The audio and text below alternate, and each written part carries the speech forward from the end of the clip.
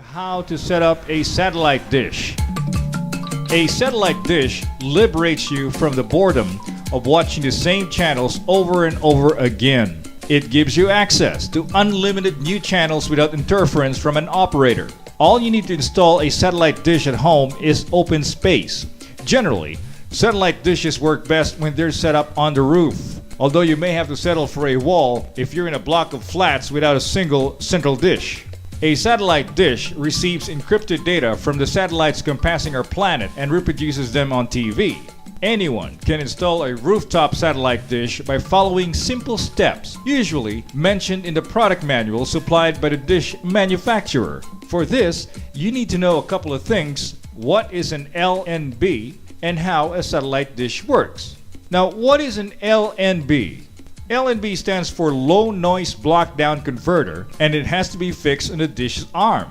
The dish reflects the signal it catches on the LNB. This device strengthens the incoming signal, which it sends to the output cord.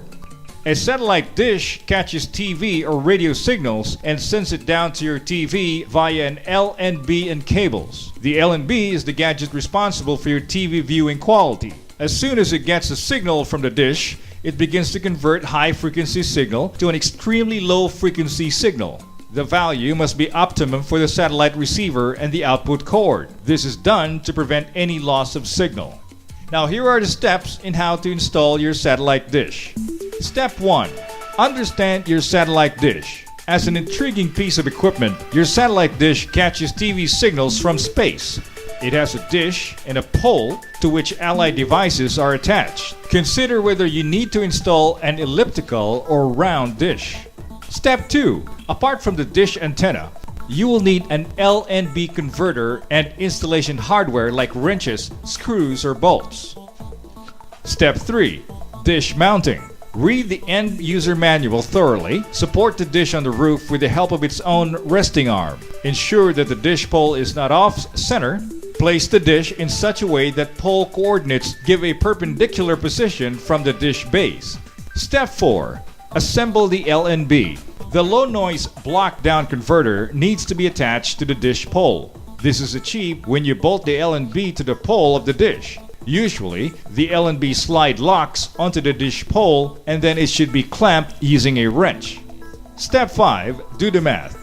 Your in-house satellite needs to be able to connect to the extraterrestrial satellites revolving around the Earth. In order to do this, look up a few parameters. Some of them are the angle of azimuth, elevation, and dish reflection. The dish manual always mentions the optimum degree, and you only need to bring the signal into perspective. Keep checking for signals by moving the dish by a couple of degrees to the side. Do this slowly and notice the signal strength. Step 6. After your dish has caught the signal, connect it to the TV and turn it on. There is still work to do even if you've received images. The next step is to plug TV receiver cords to the LNB down converter. Once again, measure the signal strength. Step 7. Fine-tune your TV signals. Once connected to the decoder, the TV self-tunes to standard channels. It is a cue for you to rotate the dish and identify strong signal points. It is also the time to check the interferences. External noise or wireless signals might interrupt your TV viewing experience. Get things sorted. And finally, step 8.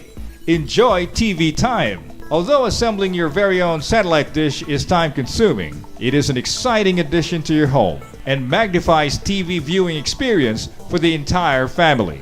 To keep the satellite up and running, check it from time to time for possible drop-in signal and obstructions. And if possible, provide some sort of shield against weather extremes. But take care that the shield does not obstruct the signals.